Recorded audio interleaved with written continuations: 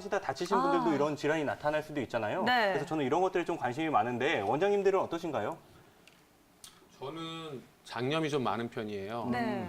스트레스를 많이 받거나 하면 장염이 많은데 제가 생각할 때 저의 원인은 그건 것 같아요. 너무 음식을 빨리 먹는 거. 그래서 너무 빨리 먹기 때문에 소화효소도 충분히 그러니까 분비가 안 될 뿐더러 그것 때문에 이제 소화력이 떨어지니까 장내에서 염증을 많이 일으키는 것 같습니다.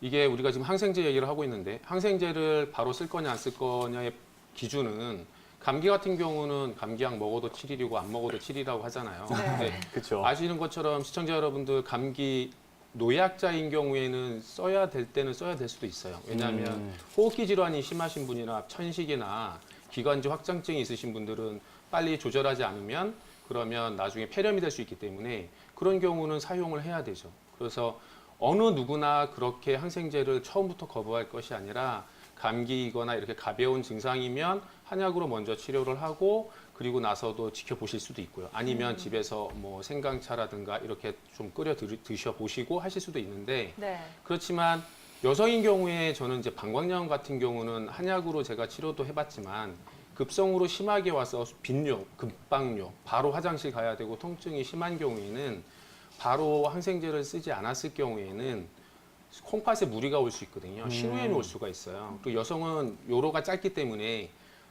방광에 염증이 심하게 왔을 경우에 신우염도 올 수 있어서 이렇게 케이스별로 여러분들이 좀 기준을 삼아서 내가 빨리 항생제를 써야 될지 안 써야 될지를 빨리 의료인과 상담을 하시고 치료를 하시는 게 맞아요. 그래서 내 스스로 판단을 해서 항생제는 안 쓰는 게 좋아가 아니라 그 경우마다 조금은 상담을 또 한의사든 의사든 상담을 하시고 진행을 하시는 게 맞고요. 그리고 항생제는 안 쓰는 게 맞습니다. 그리고 이제 우리가 지금 얘기하는 것들은 대부분 보면 시청자 여러분께 이제 말씀드리고 싶은 건 면역력이 떨어져 있다잖아요. 그럼 왜 면역력이 떨어지느냐? 지금 왕성호 아나운서님도 말씀하셨지만 관리가 중요하다고 말씀하셨는데 저체온, 저산소증일 경우에는 염증이 많이 발생하세요. 물론 암도 발생할 수 있고요. 따라서 혈액순환이 잘 안 되고 또 체온이 낮고 또 산소, 운동 부족으로 인해서 산소를 호흡할 때 좀 허약하게 호흡하는 이런 경우에 계신 분들이라면 관리를 좀 잘 하셔서 염증이 잘 발생하지 않도록 몸을 관리를 해주시는 게 좋을 것 같아요. 뭐니 해도 스트레스 같아요. 스트레스가 많으면 육체적, 정신적 스트레스가 많으면 암도 많이 발생을 하는데 스트레스가 많이 받으시면은요 교감신경이 항진이 돼요. 그래서 혈관이 수축을 하고요. 혈관이 수축하면 혈액순환이 떨어집니다.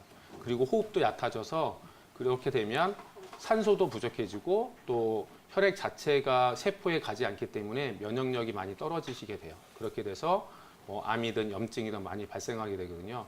그래서 우리가 스트레스 관리를 어떻게 하느냐 그것도 대단히 중요할 것 같습니다. 윤흥민 원장님, 그렇다면 이러한 증상들이 단계별로 나타나는 건가요? 아니면 한꺼번에 나타나나요? 네, 파킨슨은 도파민이 부족해지면서 증상이 나타나는데 점차적으로 악화되게 되거든요. 한 번에 모든 증상이 나타나지는 않습니다. 그래서 처음에는 손이 그냥 떨리거나 한쪽 팔, 다리가 떨리게 되고요. 그리고 갑자기 강직이 오게 되죠. 그 이후에 이제 양쪽 팔, 다리로 진행이 되게 됩니다. 그 다음부터는 이제 몸이 비틀거리면서 넘어지려고 하는데 이때부터는 정말 주의하셔야 될 게 종전 걸음으로 앞으로 솔리드 걸으면서 종종 달려가기 시작하면 멈추질 못하시기 때문에 또 불안전하잖아요. 그래서 낙상 사고가 많으시거든요. 그래서 골절이 오시면 연세가 있으신 분들이 고관절 골절 오면 이동도 어렵고 점점 더 우울증에 빠지시면서 점점 더 이제 뇌 기능도 안 좋아지게 되는데요.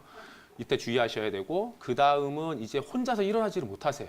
그래서 이제 보조기구가 필요해서 보조기구가 있어야만 그림 보시는 것처럼 보조기구가 있어야만 걸어가실 수 있고요. 그 다음에 이제 마지막 단계는 너무나도 불행하게 이제 일어나서 있지를 못하고 계속 누워만 계셔야 됩니다. 그래서 휠체어를 타고 다니셔야 되는데 어쨌든 파킨슨도 초기에 그리고 악화되는 것을 지연하는 치료가 가장 중요한 거라고 볼 수 있습니다.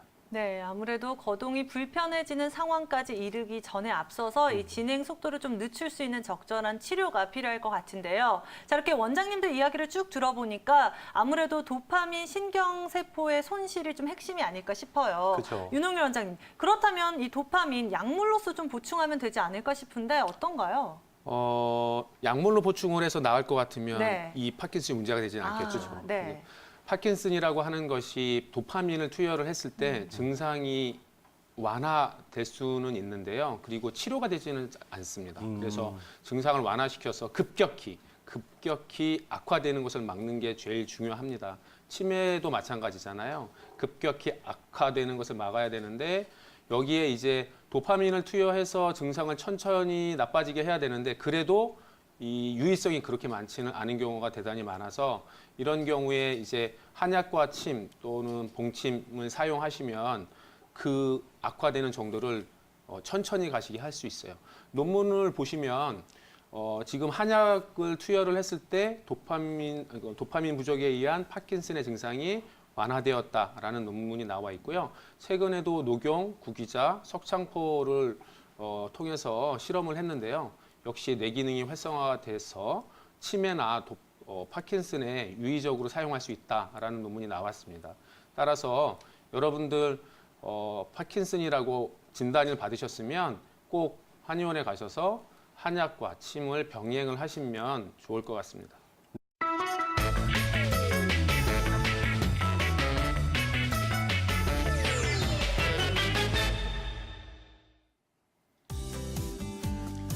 안녕하세요. 건강한 의사 윤홍일입니다.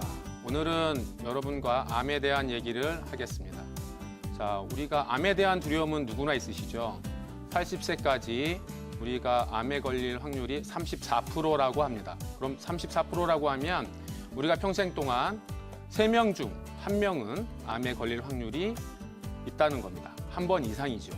자, 그렇다면 우리가 이렇게 암에 대한 두려움이 있는데요. 그럼 암에 대한 성질을 좀 알아보도록 하겠습니다. 그런데 우선 우리가 암에 잘 걸리는 분들이 계세요. 왜 암에 잘 걸릴까요? 첫 번째는 무리하게 오랫동안 일을 하시는 분들이 있으시고요. 두 번째는 가혹한 환경에서 오래 계신 분들이에요. 세 번째는 육체적, 정신적 스트레스가 많으신 분들입니다. 스트레스가 많으면 혈관이 수축되는데 교감신경이 항진돼서 혈관이 수축하고 그리고 혈액순환이 안 되고 그렇게 되면 체온이 내려가게 되고요. 그리고 호흡이 얕아지고 따라서 저산소 상태가 됩니다. 이렇게 되면 우리 몸의 면역력이 떨어져요. 면역력이 떨어지게 되면서 암을 이겨낼 수가 없는 겁니다. 그리고 암의 성질에 대해서 이제 알아볼 건데요. 암의 성질을 보시면 3가지가 있어요. 첫 번째는 세포 증식을 아주 빠르게 합니다. 그리고 혈관을 신생을 하는데요. 자기한테만 영양분을 끌어들이기 위해서 혈관을 만듭니다. 두 번째는 포도당을 이용을 많이 합니다. 따라서 우리가 탄수화물을 많이 먹게 되면 암이 점점 더 커질 확률이 많아지겠죠. 그리고 와버그 현상이라고 있는데요. 와버그 현상은 뭐냐면 우리가 보통은 우리 몸속에 들어온 영양분하고 산소를 결합해서 우리 세포 내에 있는 미토콘드리아에서 에너지를 만듭니다. 그 에너지를 만드는 게 상당히 효율적인데 이 암이라는 놈은요. 미토콘드리아를 이용하지 않고 세포질에서 현기성, 산소를 이용하지 않는 에너지를 만들어냅니다. 그런데 왜 그럴까요? 이런 현상을 와버그 현상이라고 하는데 암이 왜 이렇게 하느냐? 미토콘드리아는 자기가 세포가 손상이 되거나 문제가 생기면요. 다른 세포한테 영향을 주지 않기 위해서 해를 끼치지 않기 위해서 세포 사멸을 합니다. 자기 스스로 죽거든요. 근데 암이라는 놈은 미토콘드리아가 활성화 안 되기 때문에 이 세포에 사용하는 미토콘드리아를 사용하지 않고 현기성인 세포 호흡을 하고 있습니다. 따라서 이런 암의 성질이 3가지가 있다는 걸 알게 되었고요. 그러면 이 암에 대해서 수술을 하거나 치료를 해야 되겠죠. 고형암인 경우에는 위암, 대장암인 경우에는 수술이나 방사선 치료가 적절하고요. 백혈병이나 림프전 같은 혈액암인 경우에는 항암요법이 좋습니다. 그런데 여기서부터가 문제입니다. 자, 항암요법과 수술을 한 후에 우리가 혼돈에 빠지게 되는데요. 잠재된 암세포가 재발을 할 수 있느냐 없느냐, 또 잠재된 세포를 재발하지 않게 어떻게 만드느냐가 가장 중요한데요. 여러분들 어떻게 생각하세요? 이 상태에서 한약을 쓸까요 말까요?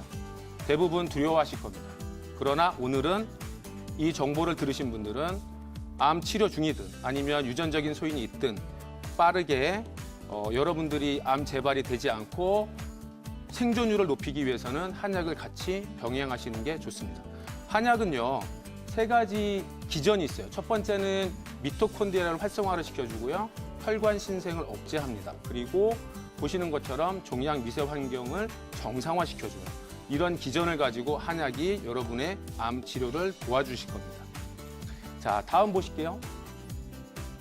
다음 보시면 백화사설초의 효능이라고 되어 있어요. 제가 여러분께 오늘 소개해드리고자 하는 약재가 백화사설초인데요. 이 백화사설초는 간의 해독을 높여주기 때문에 우리가 항암 치료로 인해서 지친 몸을 회복시켜주기도 하고요. 백혈구, 림프구, 또 대식세포를 활성화시켜서 면역력을 높여주기도 합니다. 또 혈액순환도 높여줘서 체온도 올려주고요. 그리고 박테리아를 없애줘요. 죽여주기 때문에 종양 주변의 미세 환경을 정상화시켜줍니다. 이런 백화사설초는 이런 효과를 통해서 여러분의 암을 치료해 줄 수 있어요. 다음 논문 하나 보실까요? 보시면 이건 근거에 입각한 얘기예요. 백화사설초는 암세포의 혈관 신생을 억제합니다. 따라서 여러분들은 안심하고 근거에 입각하셔서 항암 치료 중이든 수술을 하셨든 그다음에 가족에 유전적인 소인이 있든 한약을 한의사한테 처방을 받으시면서 거기에 백화사설초를 가미해서 드신다면 생존율을 높이실 수가 있습니다. 다음 그림 보실게요. 이제 마지막으로 암을 이기는 식이요법입니다. 간단하게 설명을 드리면 우선은 탄수화물 섭취를 줄이셔야 됩니다. 암은 포도당, 글루타민을 많이 끌어당겨서 자기의 증식을 하려고 노력하기 때문에 탄수화물 줄여주시고요. 그 다음에는 불포화지방산, 오메가3가 들어있는 올리브오일 같은 불포화지방산을 많이 섭취하시고요.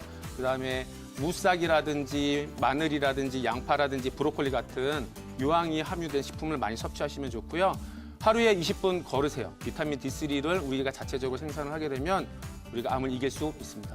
여기까지 오늘 건강 꿀팁이었습니다.